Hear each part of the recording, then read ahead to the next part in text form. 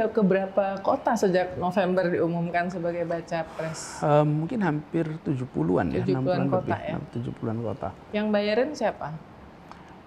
Tergantung, Biayanya. mayoritas dari Nasdem. Ketika trip itu dilakukan ke berbagai kota, sebagian adalah kita sendiri. Yang kelilingnya itu darat, itu kita sendiri. Dan acara-acara yang dilakukan itu, Kak Uni, itu adalah acara yang hampir semua sifatnya desentralistik. Jadi ketika saya menyebut nama Nasdem, itu bukan berarti Nasdem Jakarta atau pusat ya? Atau pusat saja, tapi di daerah-daerah dan relawan-relawan daerah. Sekarang ini Kak Uni, relawan itu ada lebih dari 500 grup relawan yang semuanya tidak ada yang dibiayai dari Jakarta. Semua grup-grup relawan ini adalah swakarsa, swakarya, dan mereka self-funding gitu, di mana-mana. Itu yang membuat saya merasa ini adalah tanggung jawab yang tidak kecil. Yang harus saya emban. Termasuk Pak yang support dari Partai Demokrat dan PKS-nya gimana?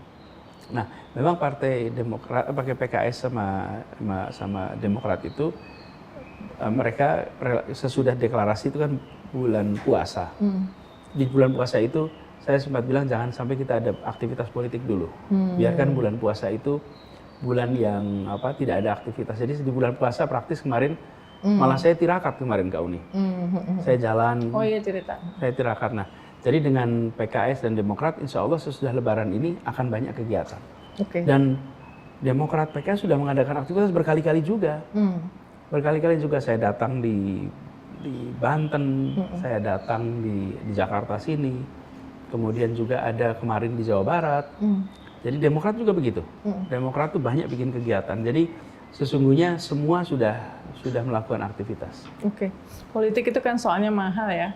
Dan kita nggak melihat bahwa Kak Anies, waktu itu Pak Surya Paloh pas ketemu dengan para pemimpin redaksi bilang, saya mendukung Anies padahal dia nggak ada duitnya.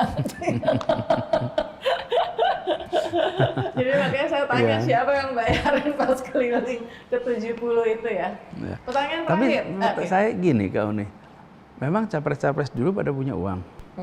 Pak Jokowi juga tidak punya.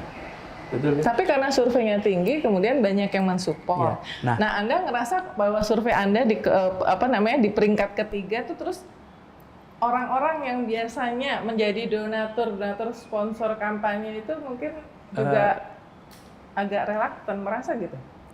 Sebenarnya begini. Nah, kalau kita lihat masa itu ya, baik untuk membandingkan bukan survei setahun sebelum pemilu dengan survei 5 tahun lalu, 10 tahun lalu, 6 bulan sebelum pemilu. Ada periode di mana Pak Prabowo itu jauh lebih tinggi daripada Pak Jokowi. Di awal itu. Ada periode itu. Nah, karena itulah kita usahakan. Karena itu saya melihat ini sebenarnya masih terbuka. Yang penting, biarkan semua pelaku, baik pelaku politik, pelaku sosial, pelaku ekonomi, pelaku budaya, bebas menentukan pilihannya. Jangan sampai ada ancaman. You boleh dukung, tapi hanya dukung si A, si B, si C, si D ya. Nggak boleh dukung yang ini ya. Nah itu yang jangan ada. Karena kalau ada begitu, maka tidak lagi ada kesetaraan kesempatan. Dan saya cukup optimis bahwa ikhtiar untuk perubahan ini itu banyak yang sepemahaman. Tapi mereka masih nunggu.